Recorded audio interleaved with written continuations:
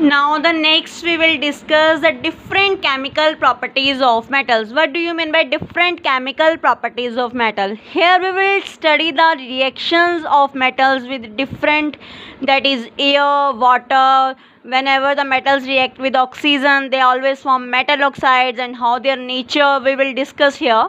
So, what happens when metals burnt in air? What happens when metals burnt in air? Burnt in air, that means metals are reacting with oxygen. So, the activity is given here, activity 3.9. Takes any of the sample of metal and burn it over a flame. We are taking the sample of metals and we are burning it. So that's why we are reacting the metals with oxygen. Collect the product it formed. Which metals burn easily? What color did you observe when the metals burned? How the metal surface appears after burning? Arrange the metals in the decreasing order of their reactivity towards oxygen. Are the products soluble in water? So these are the observations which we have to observe or which we have to discuss after reacting the different metals with oxygen. So the first is, whenever metals react with oxygen, see here, whenever metals react with oxygen, they always form metal oxide. Whenever metals react with oxygen, they always form metal oxide. As the example is given here, when copper is heated in air, combines with oxygen to form copper oxide, a black oxide. Whenever a copper that is reacting with oxygen, it always form a copper oxide which is black in color, that is why it is called black oxide. So the reaction is given here, 2Cu plus O2 give you 2CuO. This is the copper oxide formed here. Similarly, when aluminium react with oxygen, aluminium is the metal, whenever it reacts with oxygen it forms aluminium oxide. The reaction is given as 4Al plus 3O2 give you 2Al2O3. This is the balanced chemical reaction. Okay, now the next we have, in our previous chapter, we have learnt that how copper oxide reacts with hydrochloric acid.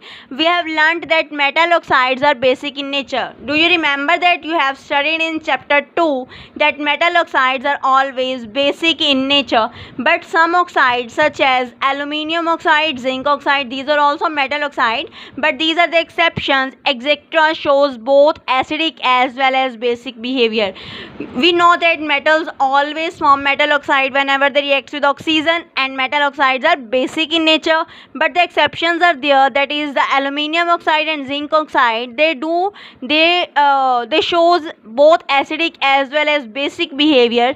Such metal oxides which react with both acids as well as bases to produce salt and water are known as amphoteric oxides. उन्हें हम क्या बोलते हैं? They are known as amphoteric oxides. For example, this is a metal oxide, that is aluminium oxide, which is exceptional case.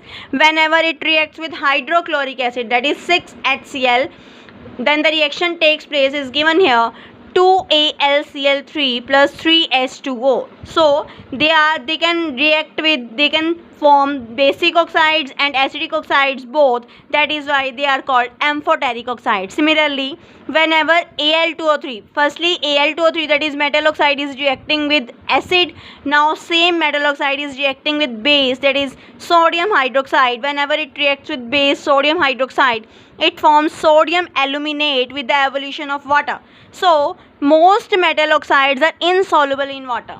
As we know that most of the metal oxides are insoluble in water, but some of these dissolve in water to form alkalis.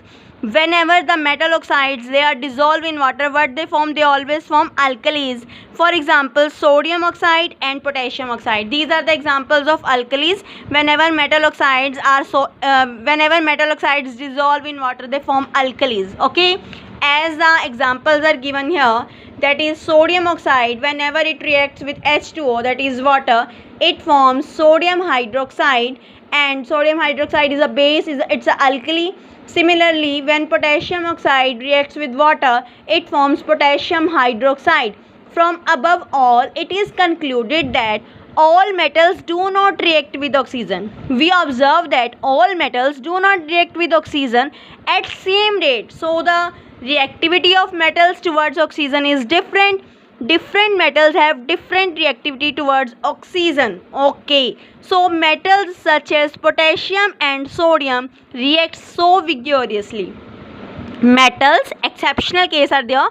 Metals such as potassium and sodium react so vigorously that they catch fire if they kept in the open. They are so vigorously reacting with oxygen, they catches the fire even they kept in an open for some time. Hence, to protect them, they are kept immersed in kerosene oil. This is an important question.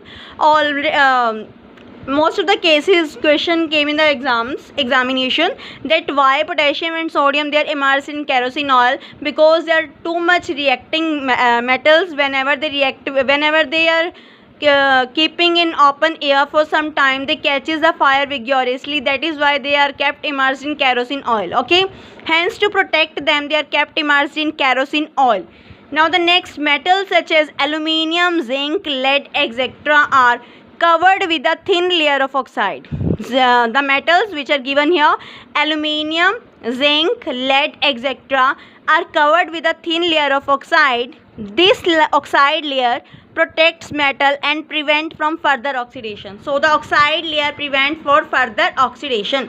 Now the next we have, iron does not burn on heating. Iron is the metal which directly do not burn on heating. But if we will take iron fillings, they burn vigorously. Similarly, copper does not burn, but the metal is coated with a black colored layer of copper oxide. So there are another metals, silver and gold do not react with oxygen even at high temperature. So these are also the exceptions, that silver and gold, they are the most ductile metals. They do not react with oxygen even at high temperature. So we are observing that metals are having different reactivity towards oxygen. Some of the metals react vigorously with oxygen, some of the metals do not react with oxygen, and some of the metals react on the moderate level. So the reactivity of metal towards oxygen is different for different metals. Okay.